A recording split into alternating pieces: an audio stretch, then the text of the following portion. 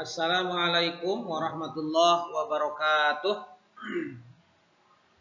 Hamdan wa syukran lillah, salatan wa salaman ala Rasulillah sallallahu alaihi wasallam. Amma ba'du.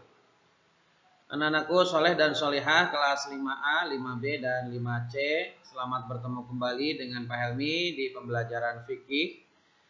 Hari ini materi kita masih haji dan umroh. Silakan kalian dibuka buku paketnya. Dan materi kita pada kesempatan ini adalah tentang beberapa istilah dan pengertiannya dalam haji dan umroh. Sebetulnya ini ada di buku paket kalian, jadi silakan disamakan dengan buku paket yang ada di rumah kalian. Apa saja yang termasuk beberapa istilah dan pengertiannya dalam haji dan umroh? Silakan kalian simak video selanjutnya. Yang pertama, ada yang dimaksud dengan rukun haji. Rukun haji adalah merupakan serangkaian perbuatan yang harus dilakukan dalam ibadah haji atau umroh yang tidak dapat diganti dengan perbuatan yang lain. Artinya, kalau seandainya kalian melaksanakan haji atau umroh, kemudian ada salah satu di antara rukun haji atau rukun umroh yang kalian lewatkan atau tidak dikerjakan, maka haji dan umrohnya tidak sah. Ya. Jadi serangkaian perbuatan haji umroh itu harus dilaksanakan semuanya dengan sempurna. Maka sempurna pula haji dan umrohnya. Kemudian yang kedua, ada yang disebut dengan ihram. Apakah itu ihram? Ihram itu adalah berniat memulai melakukan haji atau umroh dengan mengenakan pakaian ihram yang terdiri dari 2 helai kain putih yang tidak dijahit bagi laki-laki, dan pakaian yang menutupi seluruh tubuh kecuali muka dan tangan, ini bagi perempuan. Ya. Seperti apa kain ihram itu dan bagaimana cara memakainya? Nah, nanti insya Allah di video selanjutnya akan Pak Helmi kirim. Kemudian nomor 3 ada yang disebut istilah tawaf. Apakah itu tawaf? Tawaf itu mengelilingi Ka'bah sebanyak 7 kali atau 7 putaran. Dari mana nanti tawaf mulainya, ya, dari sudut mana, doa apa yang dibaca, insya Allah nanti di pembelajaran selanjutnya. Yang jelas kalian harus tahu bahwa tawaf itu adalah mengelilingi Ka'bah sebanyak 7 kali atau 7 putaran. Anak-anakku soleh dan solihah, terkait tawaf ini, tawaf terbagi 3. Nah, yang pertama ada yang disebut dengan tawaf kudum. Tawaf kudum itu di mana ketika jemaah haji baru sampai di Mekah. Ini hukumnya sunnah. Ya, begitu sampai di Mekah, kemudian para jemaah haji atau jemaah umroh melaksanakan tawaf yang disebut dengan tawaf kudum. Caranya sama, mengelilingi Ka'bah sebanyak 7 kali atau 7 putaran. Kemudian ada yang disebut dengan tawaf ifadah. Tawaf ifadah ini tawaf wajib, termasuk serangkaian daripada rukun haji dan rukun umroh. Nah, yang ketiga disebut dengan tawaf wada. Tawaf wada ini tawaf perpisahan bagi jemaah yang meninggalkan Mekah. Jadi tawaf kudum ketika sampai di Mekah, tawaf wada ketika mau pulang dari Mekah ke negara masing-masing. Kemudian tawaf dulu, itu namanya tawaf wada atau tawaf perpisahan. Kemudian ada istilah lain di dalam haji dan umroh, yaitu sa'i. Apa itu sa'i? Sa'i itu berlari-lari kecil dari Bukit Sofa ke Bukit Marwah dan sebaliknya sebanyak 7 kali atau 7 putaran. Jadi dari mulai Sofa berakhir nanti di Marwah. Ya, itu yang disebut dengan sa'i, berlari-lari kecil.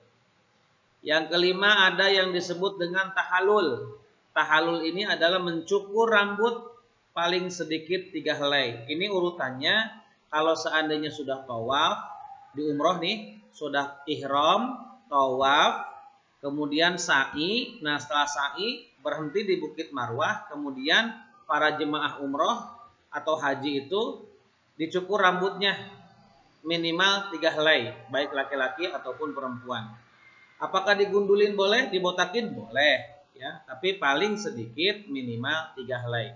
Dan itu ketika mencukur rambut itu ada doanya, insya Allah nanti Pak Helmi sampaikan. Kemudian yang keenam ada istilah wukuf. Wukuf adalah berhenti atau berdiam sebentar di padang Arafah ketika melaksanakan ibadah haji. Nah, di sini ada kalimat ketika melaksanakan ibadah haji. Kenapa? Karena wukuf di umroh tidak ada. Jadi kalau nanti ada pertanyaan apa yang membedakan antara rukun haji dan rukun umroh, jawabannya kalau di rukun haji ada wukuf, kalau di umroh tidak ada wukuf ya di padang Arafah. Udah itu saja. Jadi ada wukuf kalau di haji.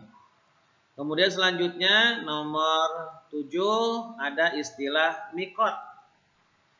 Mikot itu adalah waktu dan tempat dimulainya niat ihram. Nah, ya. Jadi khusus untuk orang Indonesia, kalau perjalanannya dari bandara nih dari sini Soekarno-Hatta, kemudian berhenti di bandara di sana di Jeddah, dari Jeddah kemudian melanjutkan perjalanan ke Madinah. Nah, kalau melalui Madinah dulu, mikotnya tempat memulai ihramnya ada satu tempat namanya Bir Ali. Ya, kemudian di situ para jemaah haji umroh memakai pakaian ihram. Ya. Kemudian niat di situ, kemudian melaksanakan sholat sunnah ihram di situ. Tapi kalau seandainya jemaah hajinya tidak ke Madinah, langsung ke Mekah, di situ nanti ada mikot, tempat dimulainya ihram. Itu namanya yalam lam namanya, yalam lam ya. Di situ niatnya. Jadi bagaimana dari mana mulai pemberangkatannya, maka di situ mikotnya. Nanti ada nama-namanya ya. Di buku paket kalian ada. Kemudian nomor 8 ada istilah kalimat talbiyah. Kalimat talbiyah itu adalah kalimat atau lafaz yang diucapkan jemaah haji atau umroh menjelang ihram. Jadi setelah ihram, kemudian pakai baju ihram, kemudian sholat sunnah 2 rakaat, sholat sunnah ihram. Kemudian di situ para jemaah umroh atau haji mengucapkan kalimat talbiyah tidak henti-hentinya sampai di kota Mekah. Bagaimana lafaz kalimat talbiyah ini? Nah, seperti ini yang insya Allah kalian sudah hafal. Bismillahirrahmanirrahim. Labbaik Allahumma labbaik. Labbaik la syarika laka labbaik. Innal hamda wan ni'mata laka wal mulk la syarika lak. Atau kalian nyanyikan juga lebih bagus. Labbaik Allahumma labbaik. Labbaik la syarika laka labbaik. Labbaik Allahumma labbaik. Labbaik la syarika laka labbaik. Innal hamda wan ni'mata lak wal mulka la syarika lak. Innal hamda wan ni'mata lak wal mulka la syarika lak. Alhamdulillah rabbil alamin. Anak-anakku sekalian, itu materi kita pada kesempatan ini, beberapa istilah di dalam haji dan umroh. Untuk selanjutnya seperti biasa ada tugas untuk kalian. Tugasnya kalian rangkum materi yang ada di video ini ke dalam buku tulis kalian. Silakan tinggal mencatat saja. Ya, baik anak-anakku sekalian, terima kasih sudah mengikuti pembelajaran PLMI pada kesempatan ini. Doanya seperti biasa, mudah-mudahan kita diberikan ilmu yang banyak, manfaat barokah oleh Allah Subhanahu wa taala di dunia dan di akhirat. Jangan lupa berdoa, mudah-mudahan corona cepat diangkat oleh Allah, dihilangkan sehingga kita bisa belajar di sekolah tercinta kita Sabilus Salam. Baik, kita tutup dengan doa kafaratul majlis bersama. Astagfirullahaladzim. Subhanakallahumma bihamdika asyhadu an la ilaha illa anta astaghfiruka wa atubu ilaik. Walhamdulillah. Assalamualaikum warahmatullahi wabarakatuh.